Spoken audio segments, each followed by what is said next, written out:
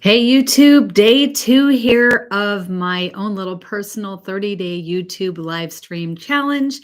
It's just something that dropped in my heart to do and try, and I am actually on a mission to grow my YouTube channel. And so I'm doing this little experiment, stepping out before I'm ready, stepping out before I've got my, studio the way I would want it to be and everything. I'm doing 30 days of YouTube live streaming.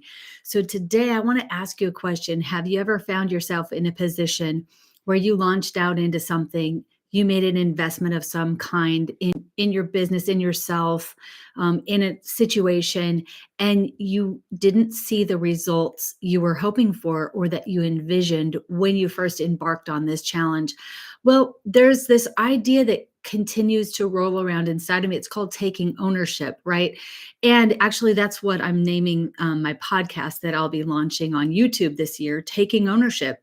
And I thought I'd spend a little bit of time today talking about what that means to me. One of the areas that I believe it's important to take ownership in is in your business. Okay. I'm going to give you an example. When I was about, I had been a real estate agent for about 4 years. And up until that time, I was just grinding it out. I didn't have a marketing follow up plan in place, really. I had my phone, my memory, scraps of paper, like my Facebook account to know like who is in my sphere of influence, who are the people. I had a spreadsheet, from people I had met at open houses that I was following up on, but never was anything in a cohesive spot. So I got a phone call one day from this company that I absolutely love. And I didn't know who they were at the time. And they called and said, "Hey, we see you're a high producing agent. We'd love to talk to you about a program we have." Well, I thought they were just trying to recruit me to their brokerage because when you sell a lot of homes, you will get a lot of recruiting calls, and that's just normal. And I always like to know what's out there. So I've always said, "Sure, let's talk just to see." Even if I'm super happy where I'm at, not going to change, it's good to keep an open mind. So lo and behold, I discovered they were not a broker trying to recruit me. They were an agency that it was like a done for you marketing service, but they're not an agency that helps you buy leads, because how many of you know it's not really fun or profitable to try and spend all of your energy converting strangers into raving fans, right? On just a cold call. I mean, I've done it. It works, but it's like maybe a 1 to 3% return. Like for every 100 calls you take or make, you might get 1 to 3 people that are open to working with you. Okay? So there's just other ways I like to spend my time. So their play is they help you stay in front of the people that already know you, like you, trust you. So that way you stay top of mind, and you just get to love on those people. And when I call people, I never have to tell them I'm in real estate. Like they already know. They get my mailers, they get my emails, but all I do is I just call, touch base, love on them. So here's where the story of taking ownership kind of comes into play. It was a big investment, especially for me as a younger agent.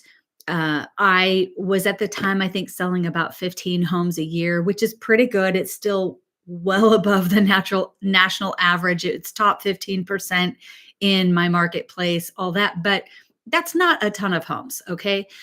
And so I felt like, wow, this is such a risk. It's such an expense.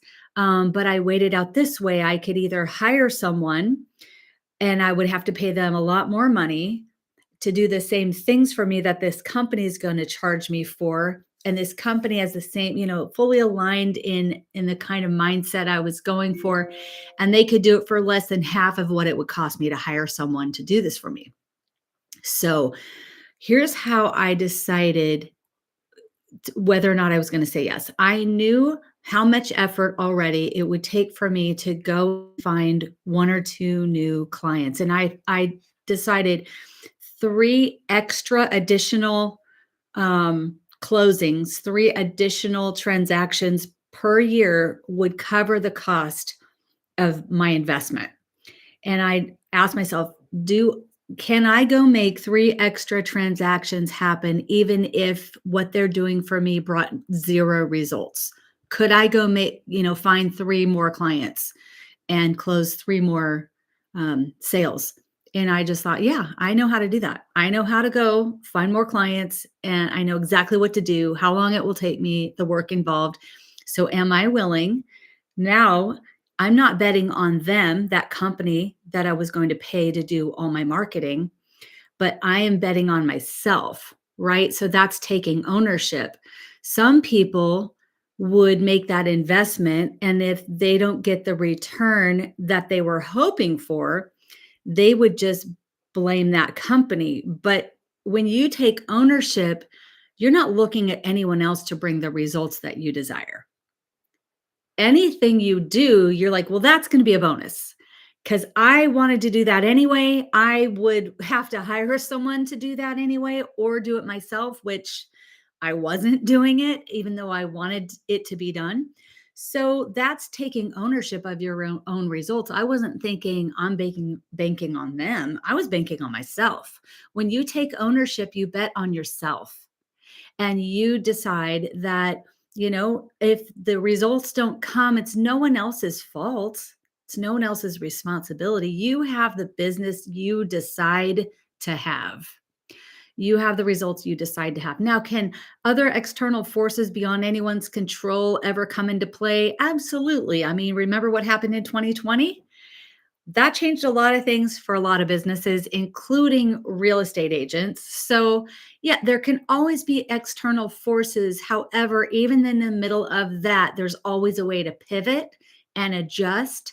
And if this door closes, you find another angle and you come at it that way. So, there's always a way.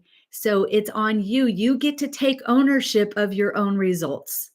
And so that's, to me, what part of taking ownership means. And we're going to explore this more fully on my channel and in my podcast.